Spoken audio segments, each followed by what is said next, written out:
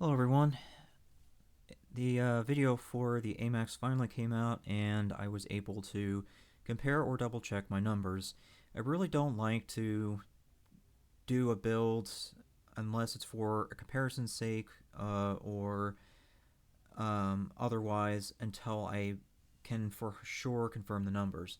And thankfully the numbers for that have come out. So let's go and talk about the Amax. You can see I've already updated my Google document, and I have put it on the main one, Warzone Quick Sheet.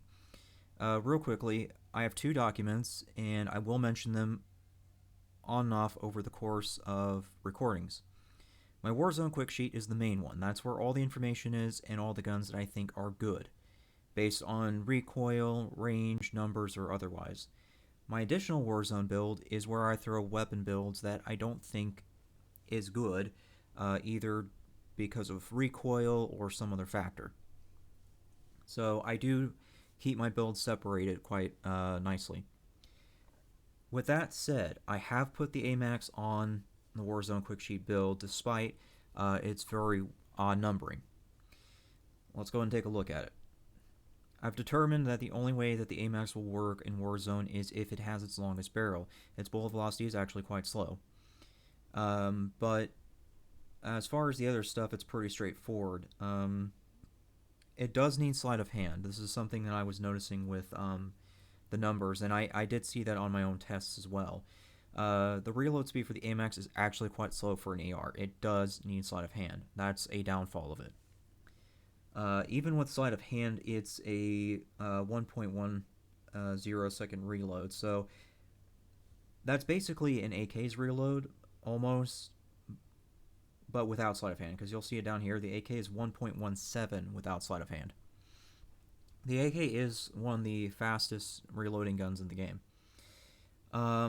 So yeah, this presents a problem. As you can see, with the build that I have on the document, I do have an additional line here that if you remove the stippled and use the 45, if you remove the stippled and use 45 round magazine, then that jacks up the ADS time to 365 milliseconds, which is insanely slow for an AR. It would seem to me that in order to keep this down as much as possible, it should be on the 30 round magazine, which now presents another problem. On top of needing sleight of hand, now we have to also factor in whether or not the player can make use of 30 round magazines. I think it can be done. The Amax should be used as a long-range weapon, and as you can see, I've worked out the range. It's 55 meters, same as a fully upgraded FAL. And at that range, you should be behind cover, and you should be, using that range to down the target when they're at a disadvantage. So the factor now becomes, can the player use a 30-round magazine?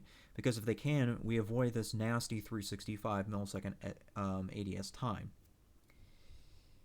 It was the same question I was asking regarding the AK a while back, whether or not the AK can work without the 40-round magazine. The AK does have an insanely fast reload speed, so if you are using it at a distance, you should be fine using it on a 30-round magazine, I would think. If you could free up that 40-round magazine, it would make the ADS time so much faster, and you can actually use that attachment for other things.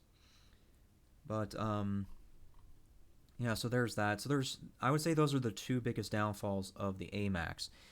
One thing that was not mentioned in Ace's video and something I'm interested to see is Ace did say the CR56 EXO stock, which is unique to the Amax, is 13 milliseconds. It makes the ADS speed 13 milliseconds faster. Now that presents a question. Is the FSS Close Quarters stock 16.67? Usually that's what the FSS Close Quarters stock comes up to. If that's the case, then it becomes a trade-off. Do you take the 13 millisecond stock for plus 15% ADS strafe speed, or do you go for the extra 3 millisecond faster ADS time? So that's why I have the CR56 EXO or FS Close Quarters stock in here. It's not something that I'm seeing in the number sets, and I'm not really able to determine what the right call is here, so I've just left it as that. So yeah, overall, I do think that the Amax is still a very good AR and extremely viable in Warzone. Um, if it's being used without the 45 round magazine, because if you look at the well, where is it? Here it is. If you look at the range values, if you're hitting the upper torso, your range extends out to where a FAL is. Now, I don't think the CR56 has the same time to kill as the FAL, but it does put its range out there. Oh, that's another thing too we need to talk about. The FAL versus the CR56 AMAX with its I think it's M76 rounds or something like that, M7 whatever. Anyways, okay, so the CR56 AMAX does have a lower RPM when it's using its M76 rounds, which in turn does slow down the time to kill. For that reason, I don't think that it's worth using the CR56 AMAX as a designated marksman rifle. I think the FAL does a much better job of that. The FAL has one of the fastest time to kills in Warzone. And yes, it does require a trigger finger, but if you can do it, it will work out for you. Though the FAL does take some time to actually be good, because as you can see, its recoil is pretty gnarly without its XRK marksman barrel. I've actually revisited the FAL build on that note. I originally had a tactical foregrip under here, but then I realized that you don't really need aim stability because you're just aiming for the upper torso.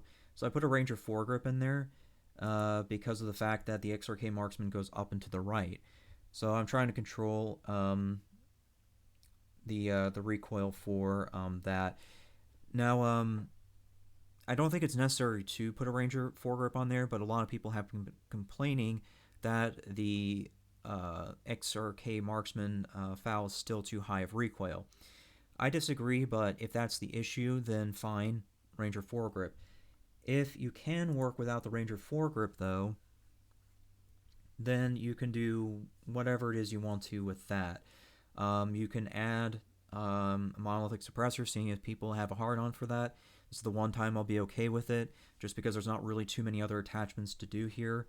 Or you could potentially use sleight of hand, as the reload's 1.94 seconds, which is actually kind of slow. Those would be the options I would take. I would say sleight of hand over monolithic suppressor, just so you can be much quicker. But yeah, that's kind of where we're at. So in summary, I don't think that you should be using the CR56 AMAX as the M76 rounds. I think that if you are going to use a semi-auto AR for that purpose, it should be the FN FAL. That's what you should be doing. Okay, one last thing that I want to bring up in this recording is to revisit the Oden. I did take some time to think about this over the course of the last couple days because people have such a hard-on for suppressors. The Oden has a unique suppressor, and it happens to make it a ridiculously ranged AR. You can see that that just on the Colossus suppressor alone, it brings the range out to about FAL range. Of course, the Oden is very slow in terms of reload speed, ADS, and a few other factors. Another problem too with the Oden is its slow RPM plus the recoil. It's not a user-friendly AR because of all these different problems. But if people do like suppressors that much, then I am revisiting the Oden build. It's still under here, under the additional Warzone builds until I can revisit it more. But so far I've worked out that in order to make it as friendly as possible, it should be using the stipple grip tape, FTAC XL Elite Comb, Cronin, and its suppressor at the very least. This will keep its ADS time to below LMG, because remember the S87 is for around 400 milliseconds ADS time after all of its attachments, so this is just barely under an S87's ADS time. Now, there is a way to make this a little bit quicker, and this is something that I'm going to be looking at during this revisit, is whether or not it can just work with its standard 20 round magazine. If I can drop that 20 round magazine, that would make the ADS much quicker, and I can use that slot for the Merc 4 grip, because you can see here that the Colossus suppressor, while it does put a dent in the recoil pattern, it's not going to be as nearly as much as needed for it to be friendly. A Merc 4 grip would for sure fix this problem to a certain degree. Merc 4 grip is the next strongest recoil attachment after the compensator. So that would definitely help a lot. But yeah, so you can see that there's a reason I'm revisiting it. Now, whether or not this will come from this document over to this one, I have no idea yet. It's not a very friendly gun, and I do think that there is certainly better than that when it comes to it. But we'll see what happens. Yeah, for now, that's really all I have to say. Thanks for listening.